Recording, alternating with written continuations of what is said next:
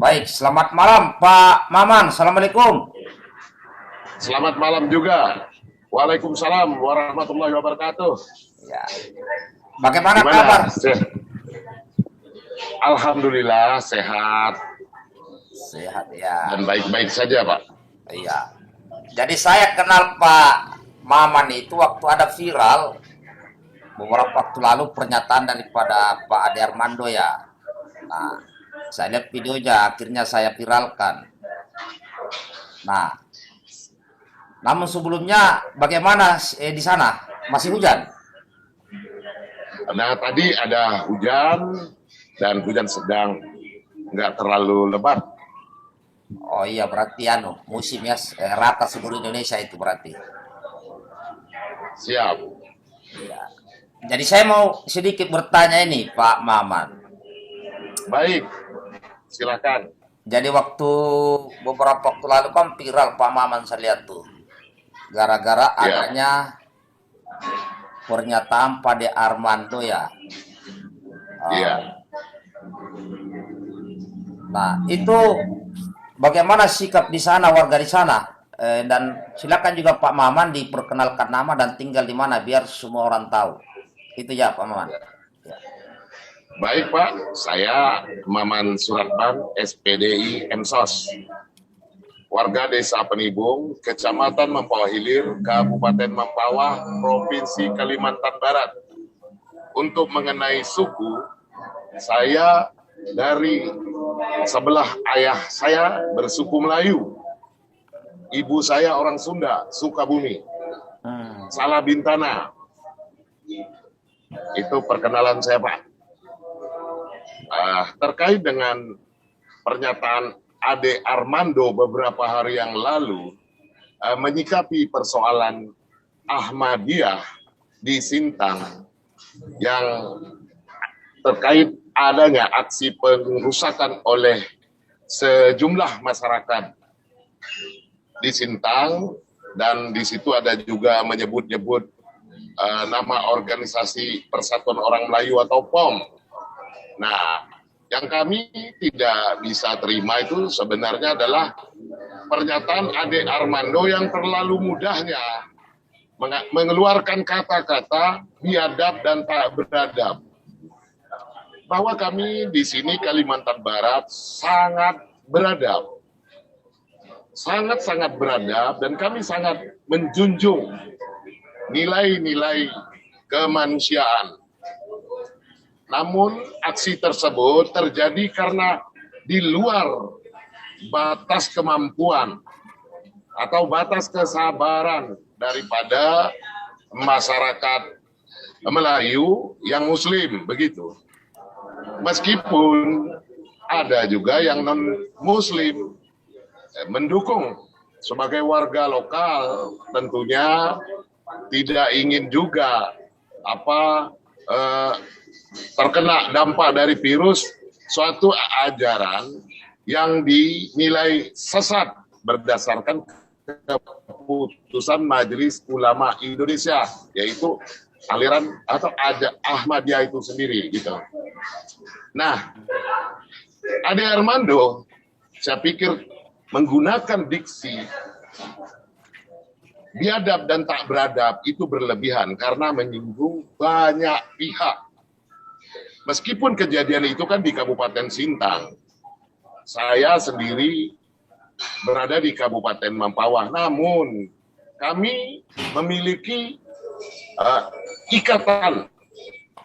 ikatan persaudaraan karena satu agama kuat, sehingga ketika dikeluarkan kata-kata biadab dan tak beradab, termasuk menyinggung Bupati Sintang, kami sebagai warga lokal di sini sangat tersinggung, begitu Pak. Hmm. Iya, iya, iya, iya, iya. Iya, Terus permasalahan di sana kalau saya tidak salah, saya baca itu pernyataan Gubernur Kalimantan, iya Gubernur itu bahwa itu sudah lama diingatkan Nah, masalah Ahmadiyah terus Ahmadiyah sampai saat ini di sana bagaimana itu situasinya setelah pasca kemarin ramai-ramai itu, Pak Maman? Ya, situasi aman dan kondusif karena kita sepakat semuanya diserahkan kepada negara, dalam hal ini pemerintah, untuk menanganinya. Nah, namun satu sisi yang perlu kami munculkan atau kedepankan adalah terkait dengan kesepakatan bersama antara Menteri Dalam Negeri dan Menteri Agama Republik Indonesia nomor 1 tahun 1979, yang mana ketika itu Haji Amir Mahmud sebagai Menteri Dalam Negeri dan Haji Alam Sahratu Perwira Negara sebagai Menteri Agama Republik Indonesia ketika itu. Kalau seingat saya, kesepakatan itu tanggal 12 Februari 1979, yang mana tidak boleh, intinya seperti itu, tidak boleh menyebarkan ajaran atau agama kepada masyarakat yang telah memiliki agama. Nah, Ahmadiyah itu bukanlah sesuatu yang ada dengan sendirinya, tetapi karena ada yang datang menyebarkannya. Nah, maksud kami adalah disinilah peran negara agar melakukan tindakan atau memberikan sanksi kepada apa yang mungkin dinamakan mubalik, yang menyebarkan agama yang dilarang tersebut, atau yang kita anggap melanggar lah daripada kesepakatan antara Menteri Dalam Negeri dan Menteri Agama. Nah, sampai hari ini yang kita pertanyakan, sejauh mana tindakan pemerintah dalam mengawal kesepakatan bersama nomor 1 tahun 1979 tersebut, dan sanksi apa yang sudah diberikan pemerintah kepada pelaku pelanggaran kesepakatan bersama antara Menteri Dalam Negeri dan Menteri Agama tersebut. Nah, kita pahami bahwa setiap warga negara itu ya berhak untuk menentukan keyakinannya atau agamanya, karena itu memang sifatnya merupakan privasi. Hak setiap warga negara, kita paham itu. Namun kan ada yang terkait dengan agama, ada yang diakui oleh negara dan ada yang tidak. Ahmadiyah itu sendiri persoalannya adalah sampai hari ini Ahmadiyah itu mengaku sebagai Islam, namun sebagai umat Islam tentu ada pedoman yang menjadi acuan, yaitu Al-Quran, Al-Hadis, ijma ulama, dan kias. Nah, berdasarkan ijma ulama bahwa Ahmadiyah bukanlah Islam. Nah, ketika ulama sudah mengeluarkan fatwa, kalau tidak salah itu nomor 11 tahun 2005 ya, bahwa Ahmadiyah itu sudah jelas dinyatakan bukan bagian dari Islam. Artinya bahwa negara juga harus melindungi keyakinan masyarakat lokal atau muslim dalam hal ini. Harus melindungi.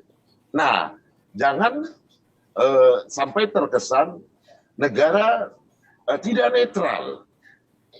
Tidak netral, seakan-akan yang komunitas yang kecil itu dilindungi secara maksimal, sementara keyakinan masyarakat lokal yang lebih besar itu terkesan semacam dibiarkan atau terkesan mau diobok-obok. Nah, tentu masyarakat Indonesia yang sekitar 80% lebih adalah Muslim sangat terganggu dengan hal tersebut. Nah, maka dalam hal ini sebagai warga negara Indonesia yang baik, tentu kita menginginkan agar negara melakukan langkah-langkah konkret sehingga persoalan ini tidak berlarut-larut dan harapan kami dapat segera terselesaikan sehingga akidah masyarakat lokal tidak tercemar oleh paham-paham atau aliran yang sesat dan menyesatkan berdasarkan fatwa ulama, begitu. Oh, jadi Ahmadiyah ini adalah agama Islam tapi tersesat, atau mengaku agama Islam tapi dia beda, atau bagaimana itu Pak Maman yang Pak Maman tahu? Sepengetahuan saya bahwa Ahmadiyah itu mengaku Islam, tapi persoalannya Majelis Ulama Indonesia bahkan dunia mengatakan bahwa Ahmadiyah itu bukan Islam. Nah, itu jelas tertuang dalam fatwa ulama kan nomor 11 tahun 2005 itu. Tapi kenapa Pak Ade Armando bela ya? Nah, Pak Ade Armando kalau saya melihat sudut pandang atau cara pandangnya adalah dari sisi dari sisi kemanusiaan atau dari sisi kebebasan untuk menganut agama atau kepercayaan yang mungkin saya duga mengarah kepada paham sekuler. Nah, kalau Ade Armando membela, ya patut diduga ada kepentingan di sini. Dugaan saya ini sangat syarat dengan kepentingan politik. Bahkan saya juga boleh kan menyampaikan pikiran saya, boleh juga menduga bahwa Ahmadiyah ini adalah sebenarnya suatu gerakan politik internasional yang mana kalau kita lihat sejarahnya bahwa Mirza Ghulam Ahmad itu adalah seorang ulama di India. Ketika penjajahan Inggris berlangsung di India, dia melakukan perlawanan, namun karena cara-cara penjajah Inggris untuk meredam perlawanan daripada umat Muslim India ketika itu, maka tentu melakukan berbagai macam strategi, termasuk merangkul daripada Mirza Ghulam Ahmad ini. Nah, Mirza Ghulam Ahmad itu pergi ke India sekitar kurang lebih 3 tahun, berdasarkan literatur yang saya ketahui, dia pulang ke India, dan pulangnya setelah sholat Jumat, yang mana ketika itu Mirza Ghulam Ahmad bertindak sebagai khatib sekaligus imam, menyampaikan khutbah, dia mengaku sebagai seorang nabi. Nah, pertanyaannya apa dan dengan siapakah Mirza Ghulam Ahmad ketika? Nah ini, saya membaca secara politik ini agak mirip dengan apa yang terjadi di Indonesia, yaitu snook or ground lah, memang sengaja diciptakan untuk merontokkan perjuangan umat Islam untuk melawan penjajah ketika itu. Nah, kurang lebih ISIS lah. Apa bedanya Ahmadiyah dengan ISIS? Ada kemiripan. ISIS kita ketahui, ya sudah menjadi rahasia umum, ISIS adalah bentukan Prancis, Inggris, Amerika, dan Israel. Yang mana itu merupakan pelaksanaan daripada strategi sarang lebah, mengumpul pada satu tempat sehingga mudah untuk dihancurkan, begitu. Oh, nah, jadi masalah Ahmadiyah ini, kalau tidak salah sudah lama di Indonesia Ahmadiyah ini ya? Ya sudah lama, memang mereka ada akte pendirian organisasi, ada. Tapi organisasi apa itu yang harus kita pelajari lebih mendalam. Kalau organisasi keagamaan, artinya aktivitas organisasinya terkait dengan mungkin hal-hal yang bersifat sosial kemasyarakatan, ya tidak masalah, silakan. Tetapi yang menjadi persoalan adalah persoalan akidah itu. Karena akidah yang disampaikan Ahmadiyah itu sangat bertentangan dan merusak akidah murni Islam. Merusak. Misalkan contohnya, ya kan, mereka satu sisi masih mengakui Nabi Muhammad SAW adalah sebagai nabi terakhir, khataman nabiin. Tapi di sisi lain, bahwa mereka juga mengakui bahwa Mirza Ghulam Ahmad adalah Al-Mahdi, Al-Maudud, atau Al-Masih. Nah, artinya ini persoalan yang sangat mendasar dalam konsep rukun Islam dan rukun iman yang sebenarnya begitu. Oh, ya, ya, ya, ya, ya, ya. Nah, lanjut. Nah, tentunya hal ini diperkuat bahwa tadi yang saya sebutkan, fatwa Majelis Ulama Indonesia nomor 11 tahun 2005 itu kan sudah jelas. Ahmadiyah merupakan ajaran sesat dan menyesatkan. Itu final sifatnya. Sebagai Muslim, kita tetap berpedoman tadi yang saya sebutkan, Al-Quran, Al-Hadis, Ijma, dan Qiyas. Biasanya orang Ahmadiyah menyampaikan argumentasi bahwa fatwa ulama itu kan manusia biasa, katanya kan begitu.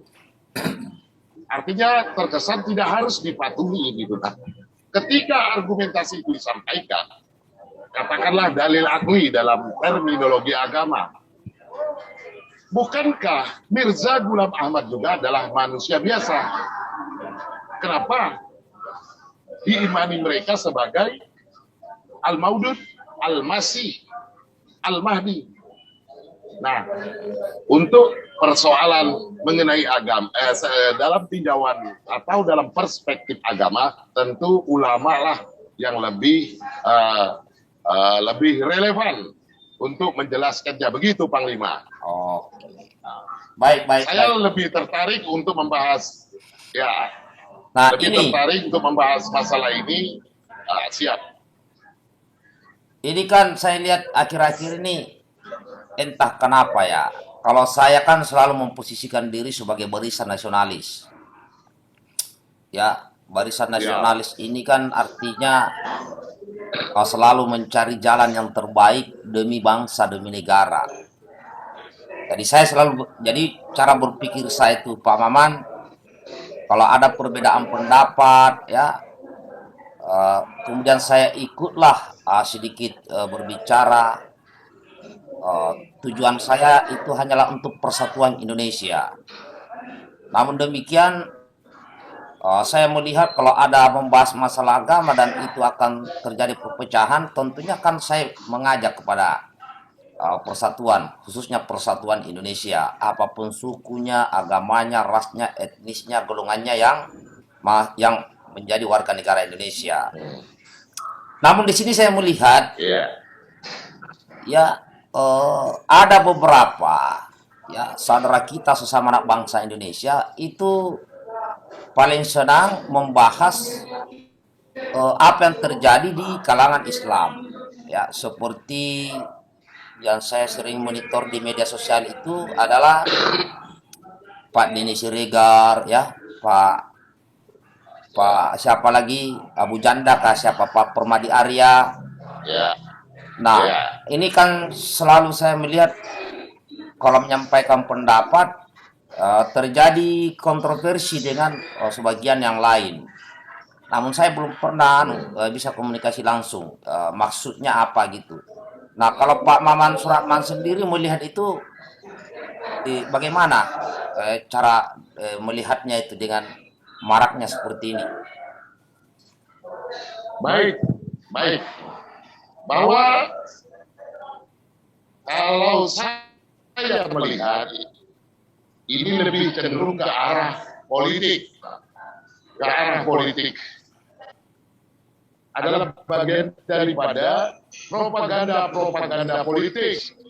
Nah, coba kita lihat setiap komentarnya selalu mengarah kepada satu arah, menyudutkan Islam, menyudutkan pejuang-pejuang Muslim, aktivis maksud saya, aktivis Muslim.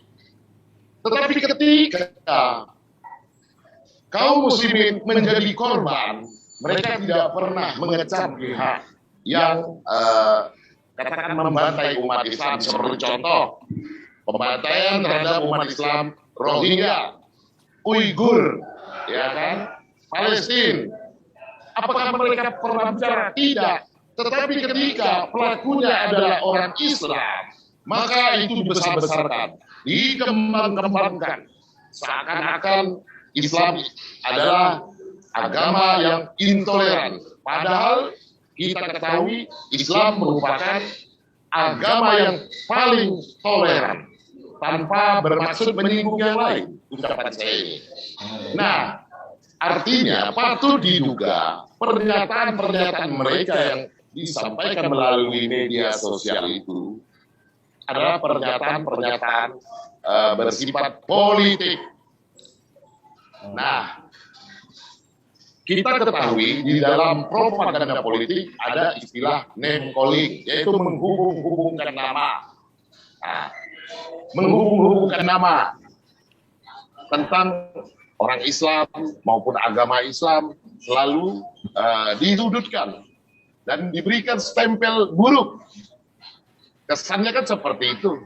Tapi ketika yang lain berbuat, mereka tidak sampaikan tidak begitu, tidak sama perlakuannya. Nah, maksud saya sebagai anak bangsa, saya bukan hanya sebagai anak bangsa biasa loh. Orang tua saya gugur. Saya anak tentara loh. Orang tua saya gugur dalam medan pertempuran, dalam menumpas paraku PGRS. Dulu ayah saya dari Kodam Siliwangi bertempur di Kalimantan. Artinya, jangan pertanyakan lagi tentang rasa nasionalisme kami, saya terutama, terhadap bangsa dan negara ini. Jangan pertanyakan kecintaan kami lagi, karena itu final Indonesia, NKRI, kebinekaan, itu final, kita sepakat. Nah, namun pernyataan-pernyataan mereka itulah yang patut dinilai sebenarnya adalah mereka lah provokator itu. Gitu. Kalau begini, Pak Maman, siap, gimana? kalau saya ini kan masih meraba-raba bahwa kayak Pak Denny Siregar nih, kalau saya pribadi masih melihatnya yang selalu dibahas itu adalah sekelompok khusus ya dalam agama Islam, ya kan, satu kelompok khusus apa dua kelompok, kan Islam ini kan kita besar. Nah, tetapi setelah diskusi melihat yang lain bahwa seakan-akan Pak Denny Siregar ya Pak Abu Janda itu menyerang Islam. Nah, menurut Pak Maman, apakah itu selalu mengkritik dan menyerang Islam secara umum atau kelompok-kelompok tertentu? Kalau menurut Pak Maman, terkadang bersifat umum dan terkadang juga kelompok-kelompok tertentu. Tapi satu hal yang perlu kita pahami, coba misalkan Denny Siregar gitu, kita cek rekam jejak pendidikannya apa? Apakah dia seorang akademisi? Artinya, ketika dia bukan seorang akademisi, apa yang disampaikannya itu adalah ibarat kata ilmu kaki lima yang tidak harus menjadi acuan atau kita ikuti. Ya, ilmu warung kopi tanpa bermaksud melecehkan kemampuan orang. Diam aja lah lebih baik, apalagi Abu Janda. Dia pengajar di mana? Seorang akademisi atau bukan? Nah, kalau bukan, kan ada kesan seakan-akan mereka itu mau mengajari publik. di Indonesia ini dengan narasi-narasi yang diciptakannya. Ade Armando kita ketahui beliau adalah seorang akademisi, seorang dosen di UI. Tetapi pernyataan-pernyataannya juga sering kita nilai berat sebelah. Kita bisa menyimpulkan bahwa kelompok ini adalah kelompok yang memang patut diduga diciptakan untuk kepentingan-kepentingan tertentu, baik yang ada di lingkaran kekuasaan maupun di luar kekuasaan atau oligarki, sekelompok elit orang yang memiliki kepentingan. Begitu. Oke. Nah, harapan saya kepada Ade Armando, Abu Janda, Denny Sirgar, Eko Kuntadi, apalagi yang Anda biasa suka nyebut bajingan apa segala macam itu, siapa? Gus Arya ya, Habib Pribo, ya udahlah, berhentilah. Kalau mau jujur, negara ini tidak butuh orang seperti mereka. Publik ini tidak butuh komentar-komentar mereka. Manfaatnya apa dari komentar mereka yang dilakukan oleh mereka selama ini? Justru yang ada hanya bikin kisruh, bikin kacau negara ini. Begitu, lebih baik berhentilah. Fokuslah kita pada keahlian dan skill kita masing-masing. Ada instrumen negara, baik secara formal maupun non formal yang lebih relevan dan memiliki kemampuan untuk mengatasi semua persoalan itu. Jadi mereka itu lebih baik diam sajalah, nggak usah banyak ngomong.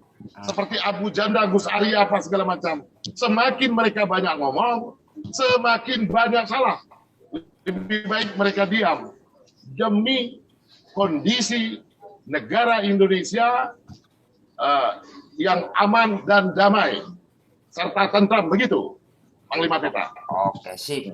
Ya, mudah-mudahan ini didengar oleh Pak Ade Armando, ya, Pak Denny Siregar, Pak Abu Janda, Pak Pak siapa tadi lagi tuh? Kuntadi dan lainnya. Eko Kuntadi. Pak Eko. Ada lagi yang perempuan apa namanya?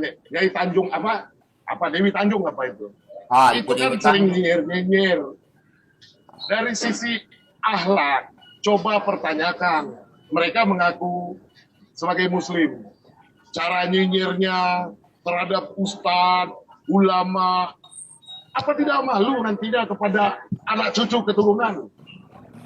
Cobalah kita lihat. Saya tidak bermaksud mengatakan bahwa diri saya lebih baik, tetapi setidaknya nyinyir-nyinyir mereka itu kan dari bahasa tubuhnya, itu kan ya sangat tidak pantas, atau dengan kata lain memalukan.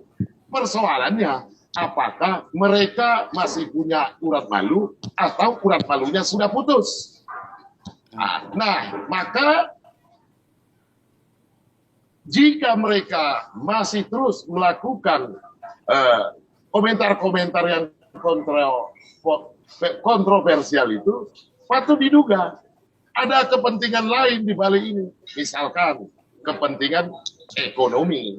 Namun jangan sampailah karena ekonomi menghalalkan segala cara, termasuk menistakan saudara seiman maupun sebangsa. Nah, sudahlah, kita tidak perlu lagi membangun narasi-narasi perpecahan. Bersamalah kita membangun narasi-narasi persatuan. Maka di sini negara harus segera hadir dalam berbagai hal terkait dengan doktrin-doktrin maupun dogma-dogma maupun paham-paham yang ada di Indonesia. Kita sudah sepakat ideologi negara kita adalah Pancasila. Sip. Sudah final. Jangan ada ideologi lain lagi. Nah, tetapi faktanya secara empirik kita melihat saat ini Di Indonesia ini terlalu banyak paham, baik dalam agama maupun di dalam pemerintahan. Terlalu banyak paham, sehingga belum ada titik temu seperti itu secara teknis. Sebenarnya sudah ada Pancasila. Negara saat ini harusnya menghadirkan kembali, Pak, yaitu program penataran, pedoman penghayatan dan pengamalan Pancasila. Dan dulu ada, sekarang kenapa tidak? Sementara kita sudah sepakat, Pancasila adalah sumber dari segala sumber hukum ketatanegaraan kita Republik Indonesia ini. Nah, kita hanya bisa ngomong bahwa Pancasila adalah sumber dari segala sumber hukum ketatanegaraan di Negara Kesatuan Republik Indonesia. Tapi dalam implementasinya patut kita pertanyakan. Sejak reformasi bergulir, apa yang telah dilakukan negara untuk memperkuat ideologi Pancasila kepada rakyat Indonesia ini? Oke. Itu yang saya pertanyakan, Pak. Oke, terima kasih Pak Maman, karena ini waktunya sudah mepet, ya kan? Ya. Mungkin ada pesan-pesan dari Pak Maman Suratman khususnya kepada Pak Ade Armando yang mungkin bisa diulangi lagi agar tidak terulang seperti maupun yang lain seperti mungkin Pak Deddy Siregar. Mungkin ada pesan sebagai sesama anak bangsa Indonesia untuk saling mengingatkan. Mungkin ada 1 menit. Ya, sebagai sesama anak bangsa, saya mengingatkan, berhentilah membuat komentar-komentar yang menyakitkan hati pihak lain. Ketika kita mengajak orang untuk mengikuti paham kita, tapi sementara kita sendiri tidak mau mengikuti paham orang lain atau ajakan orang lain, maka sesungguhnya kita adalah bagian daripada intoleran itu sendiri. Jangan sampai Ade Armando, Abu Janda, Gus Arya, Habib Ribo, siapa lagi, pokoknya grup-grup mereka itu, Ekokum tadi, seringkali menuduh orang intoleran, tetapi pada faktanya tanpa mereka sadari, sebenarnya mereka adalah bagian daripada intoleran itu. Begitu, Pak. Harapan terakhir saya sebagai anak bangsa, marilah bersama-sama kita ciptakan Indonesia yang aman dan damai, masyarakat yang tentram, gemah ripah loh Jinawi, toto tentram, kerta raharja. Tidak perlu lagi kita memperdebatkan hal yang sepele. Yang paling penting bagi kita sekarang ini adalah bagaimana kita menjadikan Indonesia 5 besar dunia. Paling tidak itu, Pak. Bila mana perlu, Indonesia menjadi kekuatan politik global di dunia. Karena Indonesia memiliki syarat yang cukup, baik sumber daya alam maupun sumber daya manusianya. Oleh karena itu, saya sekali lagi mengajak, mari semua kita bergandengan tangan. Kalaupun tidak bisa bersatu, minimal kita berdampingan menuju suatu arah yang sama, Indonesia yang sejahtera. Demikian, Pak. Terima kasih. Terima kasih. Assalamualaikum warahmatullahi wabarakatuh. Waalaikumsalam warahmatullahi wabarakatuh. Sip.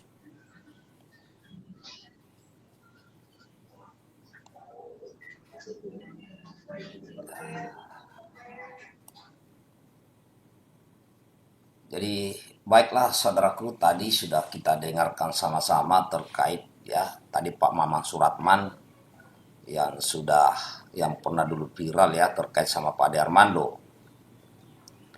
Nah, harapan kita semuanya ya, sebentar kawan.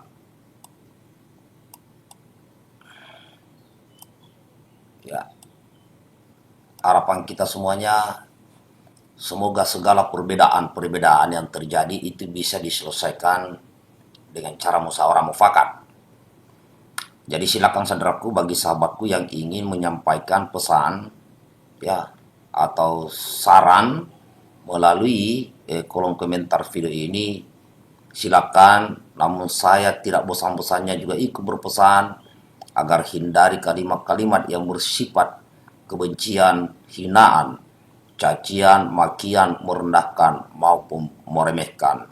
Terima kasih kawan, dan terima kasih Pak Maman. Semoga ya kita doakan semoga Pak Maman di sana selalu senantiasa diberikan keselamatan, kesehatan, diberkahi umur yang panjang dan berkualitas, dan dimurahkan rezekinya yang banyak dari tempat yang halal beserta seluruh keluarganya dan kerabat-kerabatnya.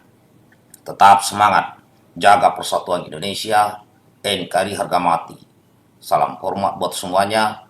Assalamualaikum warahmatullahi wabarakatuh. Merdeka!